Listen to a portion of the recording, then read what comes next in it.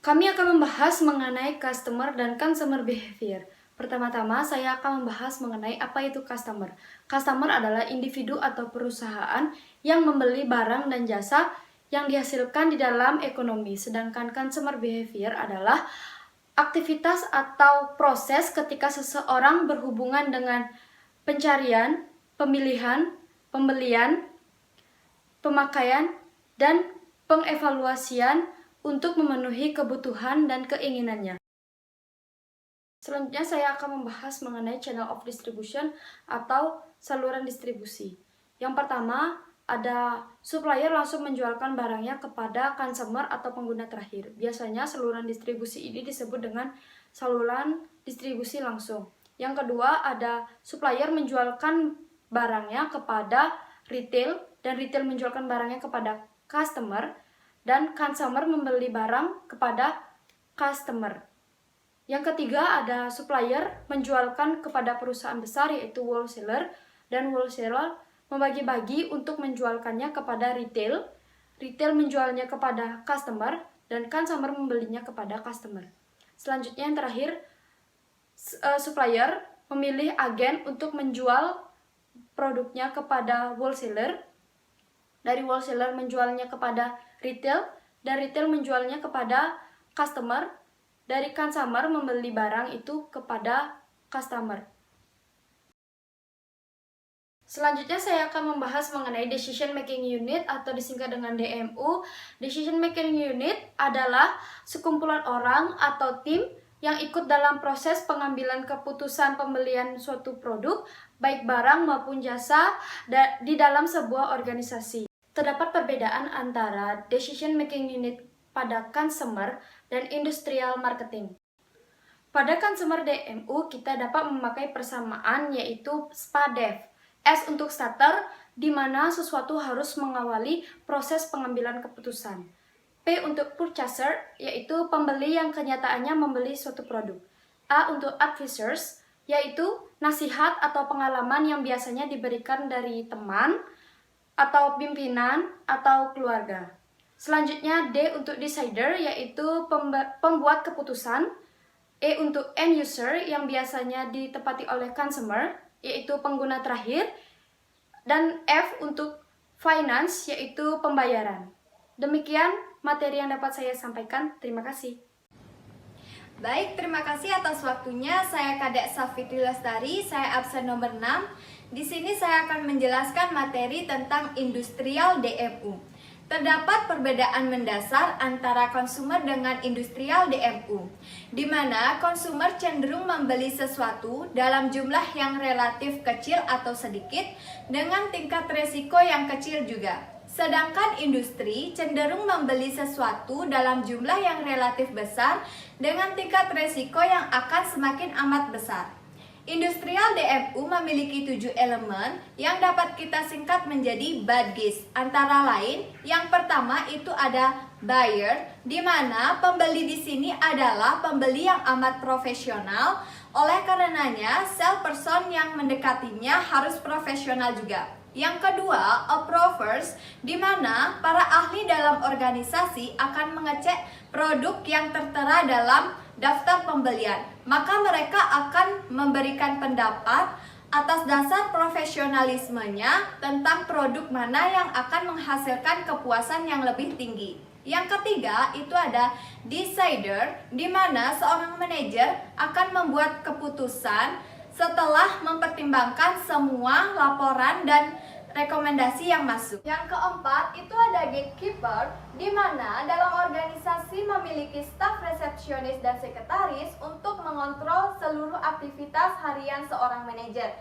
Sasaran utama seorang sales adalah melewati orang-orang tersebut sehingga mendapatkan akses kepada pembeli. Yang kelima yaitu influencer, di mana influencer ini sama seperti consumer DMU. Keputusan pembelian sebuah organisasi juga dipengaruhi oleh banyak faktor. Yang keenam yaitu end user, di mana end user ini adalah orang-orang yang memakai produk. Yang ketujuh, yang terakhir yaitu starter, di mana pembeli dalam sebuah organisasi tidak terjadi begitu saja, tetapi ada sesuatu awalannya. Sesuatu awalan pemicu itulah yang akan mengawali proses terjadinya pembeli tersebut. Baik, materi selanjutnya yaitu decision making process. Proses pembuatan keputusan atau yang dapat kita singkat menjadi DMP adalah bagian dari keseharian kita yang cenderung terjadi begitu saja. Tetapi pemasar harus lebih memahami bagaimana keputusan itu dibuat. Jadi saya akan menjelaskan tahap-tahap pembuatan keputusan. Yang pertama, identifikasi masalah. Pada tahap identifikasi ini, ada 3 langkah yang harus dilakukan. Yang pertama, langkah orientasi masalah atau langkah menyadari adanya masalah. Yang kedua, langkah preferensi, yakni langkah mengumpulkan data dan informasi. Dan yang ketiga, langkah definisi, yaitu mengklarifikasi, identifikasi, dan merumuskan masalah.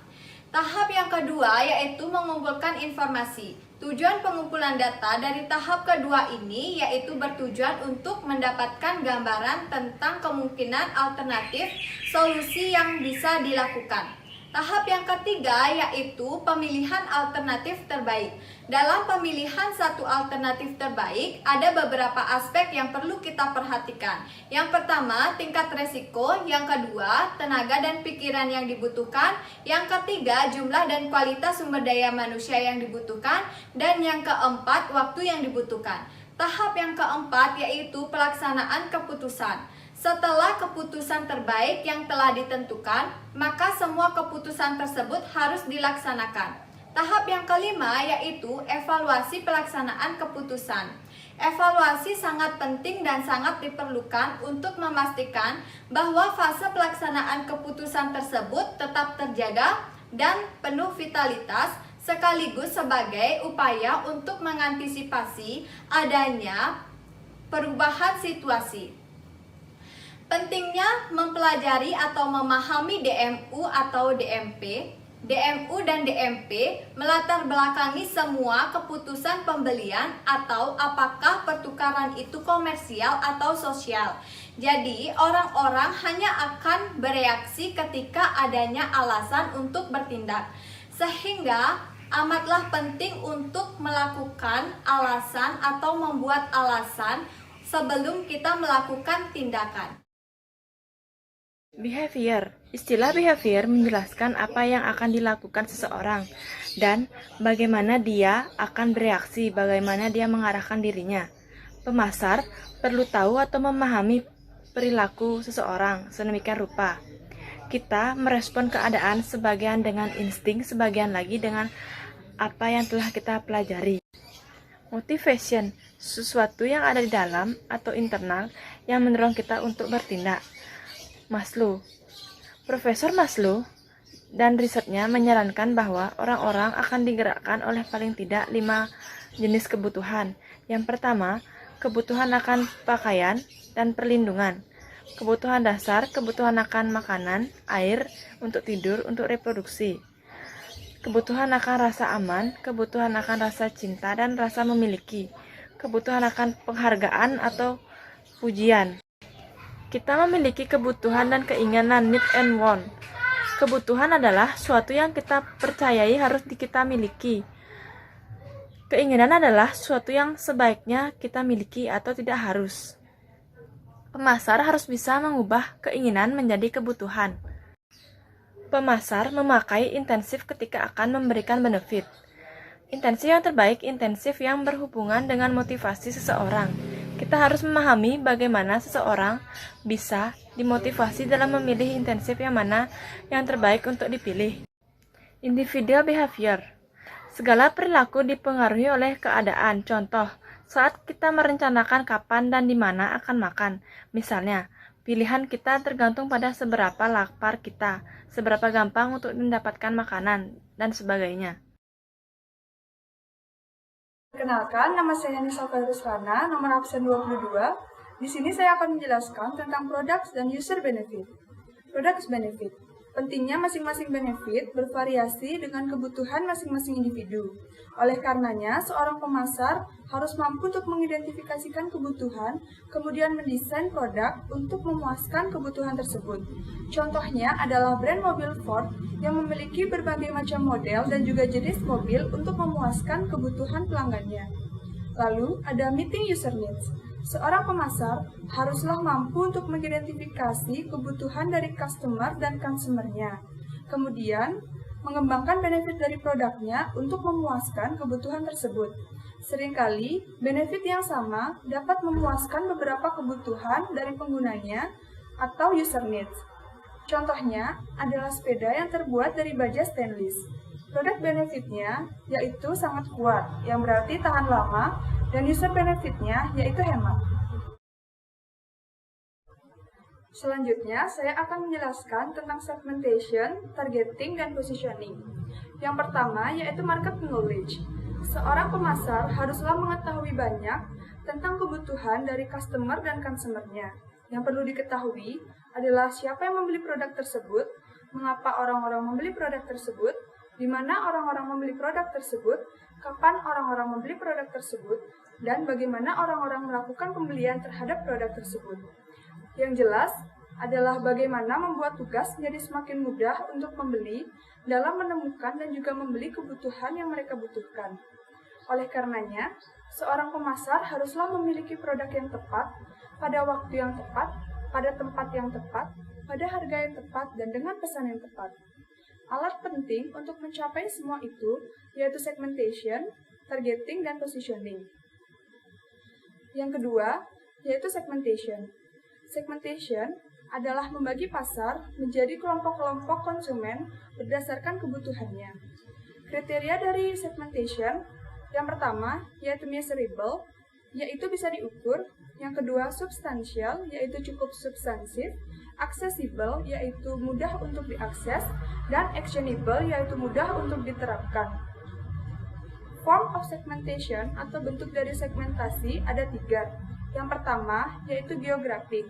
Segmentasi ini dibagi atas dasar di mana orang-orang tinggal dan di mana orang itu bekerja. Dalam hal ini, orang-orang tidak dilihat dari umur dan juga latar belakang sosialnya. Yang kedua yaitu demographic. Faktor personal terlibat di dalam segmentasi ini. Faktor yang dilihat yaitu umur, agama, pekerjaan, dan lain sebagainya. Yang ketiga yaitu social grade atau klasifikasi sosial.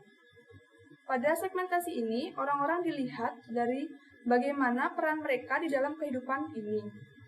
Beberapa klasifikasi sosial yang berada di masyarakat, contohnya adalah kelas A, yaitu kelas menengah atas, contohnya yaitu dokter dan juga direktur. Kelas B, yaitu kelas menengah, contohnya yaitu dosen dan juga inspektur polisi. Dan kelas C, yaitu kelas menengah bawah, contohnya adalah perawat dan juga sersan polisi. Yang ketiga, yaitu targeting. Targeting adalah memilih satu atau lebih segmen pasar yang akan dimasuki. Bila telah diidentifikasi, selanjutnya akan disortir, kemudian dibuatkan urutan prioritas. Segmen yang menurut perkiraan akan mendatangkan banyak keuntungan akan diberikan rating lebih tinggi dibandingkan dengan segmen yang kecil kemungkinannya akan mendatangkan keuntungan. Segmen yang dibidik terdiri atas individu-individu yang kemudian dibagi atas dasar target audiens dan juga media yang tepat untuk membidiknya. Jika tidak ada segmentasi, maka tidak akan ada targeting. Dan jika tidak ada targeting, akan terjadi kesulitan dalam mengontrol komunikasi pemasaran. Yang keempat, yaitu positioning. Positioning adalah menciptakan konsep di dalam benak target audiens. Terdapat banyak macam produk dan juga merek yang berada di pasaran, yang dipasarkan di dalam benak konsumen. Positioning akan terjadi jika seseorang memiliki gambaran mental yang jelas mengenai suatu produk. Contohnya adalah mobil Innova. Mobil Innova mengatakan bahwa dirinya merupakan mobil keluarga. Maka sebenarnya dia sedang membangun kepercayaan orang-orang untuk mempercayai bahwa mobil Innova merupakan mobil keluarga. Oleh karena itu, pembuatan mobil Innova selalu mengacu kepada mobil keluarga, yaitu mempunyai kursi yang luas dan juga nyaman.